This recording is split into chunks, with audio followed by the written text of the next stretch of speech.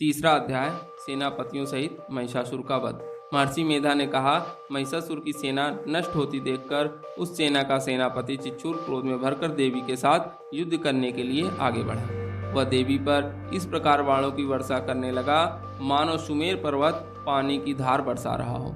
इस प्रकार देवी ने अपने बाणों से उसके बाणों को काट डाला तथा उसके घोड़ों व सारथी को मार दिया। साथ ही उसके धनुष और उसकी अत्यंत ऊंची ध्वजा को भी काटकर नीचे गिरा दिया। उसका धनुष कट जाने के पश्चात उसके शरीर के अंगों को भी अपने बाणों से बींध दिया। धनुष, घोड़ों और सारथी के नष्ट हो जाने पर वह असुर ढाल और तलवार लेकर देवी की तरफ आया। उसने अपने तीक्ष्ण धार वाली तलवार से देवी के सिंह के मस्तक पर प्रहार किया और बड़े वेग से देवी की बाईं भुजा पर वार किया, किंतु देवी की बाईं भुजा को छूते ही उस दैत्य की तलवार टूटकर दो टुकड़े हो गई। इससे दैत्य ने क्रोध में भरकर शूल हाथ में ले लिया और उसे भद्रकाली देवी की ओर फेंका। देवी की ओर आता हुआ वह शूल आकाश से गिरते हुए सूर्य के समान प्रज्वलित हो उठा। उस शूल को अपनी ओर आते हुए देखकर देवी ने भी शूल छोड़ा और महाअसुर के शूल के 100 टुकड़े कर दिए और साथ ही महाअसुर के प्राण भी हर लिए। चिच्छूर के मरने पर देवताओं को दुख देने वाला चामर नामक दैत्य हाथी पर सवार होकर देवी से लड़ने के लिए आया और उसने आने के साथ ही शक्ति से प्रहार किया, किंतु देवी ने अपने हुंकार से ही उसे तोड़कर पृथ्वी पर डाल दिया। शक्ति को टूटा हुआ देखकर दैत्य ने क्रोध से लाल होकर शूल को चलाया, किंतु देवी ने उसको भी काट दिया। देवी की ओर आता हुआ वह शूल आकाश से गिरते हुए सूर्य के समान प्रज्वलित हो उठा। उस शूल को अपनी ओर आते हुए देखकर देवी ने भी शूल छोड़ा और महाअसुर के शूल के 100 टुकड़े कर दिए और साथ ही महाअसुर के प्राण भी हर लिए। चिच्छूर के मरने पर देवताओं को दुख देने वाला चामर नामक दैत्य हाथी पर सवार होकर देवी से लड़ने के लिए आया और उसने आने के साथ ही शक्ति से प्रहार किया, किंतु देवी ने अपनी हुंकार से ही उसे तोड़कर पृथ्वी पर डाल दिया। शक्ति को टूटा हुआ देखकर दैत्य ने क्रोध में लाल होकर शूल को चलाया, किंतु देवी ने उसको भी काट दिया। इतने में देवी का सिंह उछलकर हाथी के मस्तक पर सवार हो गया और दैत्यों के साथ बहुत ही तीव्र युद्ध करने लगा। फिर वह दोनों लड़ते हुए हाथी पर से पृथ्वी पर आ गिरे और दोनों बड़े क्रोध में लड़ने लगे। फिर सिंह बड़े जोर से आकाश की ओर उछला और जब पृथ्वी की ओर आया तो अपने पंजे से चामर का सिर धड़ से अलग कर दिया। क्रोध में भरी हुई देवी ने शिला और वृक्ष आदि की चोट से उदग्र को भी मार दिया। कराल को दांतों, मुक्कों और थप्पड़ों से चूड़ कर डाला। क्रुद्ध हुई देवी ने गदा के प्रहार से उदत्त दैत्य को मार गिराया।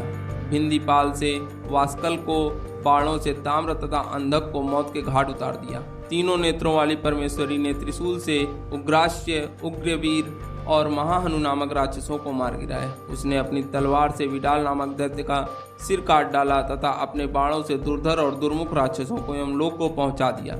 इस प्रकार जब महिषासुर ने देखा कि देवी ने मेरी सेना को नष्ट कर दिया है तो वह भैंसे का रूप धारण कर देवी के गणों को दुख देने लगा।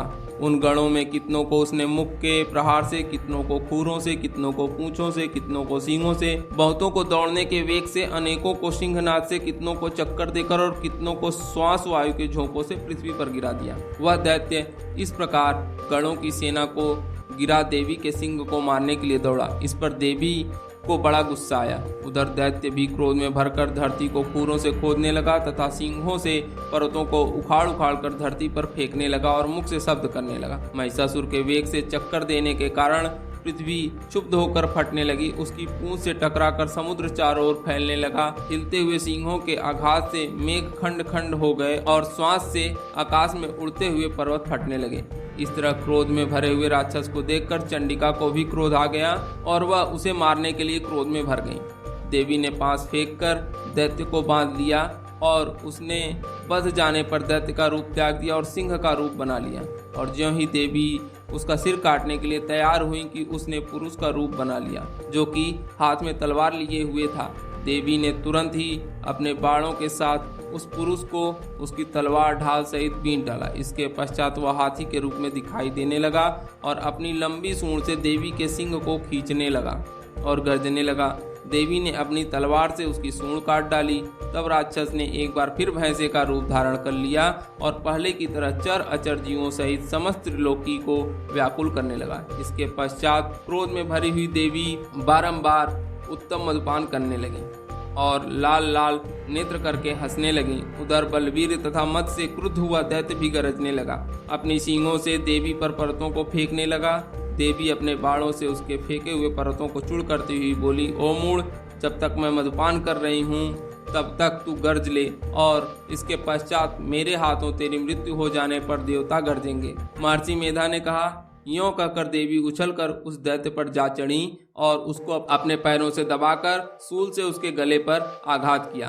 देवी के पैर से दबने पर भी दैत्य अपने दूसरे रूप से अपने मुख से बाहर होने लगा। अभी वह आधा ही बाहर निकला था कि देवी ने अपने प्रभाव से उसे रोक दिया। जब वह आधा निकला हुआ ही दैत्य युद्ध करने लगा तो देवी ने अपनी तलवार से उसका सिर काट दिया। इसके पश्चात सारी राक्षस सेना हाहाकार करती हुई वहां से भाग खड़ी हुई और सब देवता अत्यंत प्रसन्न हुए तथा ऋषियों महर्षियों सहित देवी की स्तुति करने लगे। गंधर्वराज गान करने लगे तथा अप्सराएं नृत्य करने लगीं। दुर्गा सप्तशती का 3रा अध्याय समाप्त।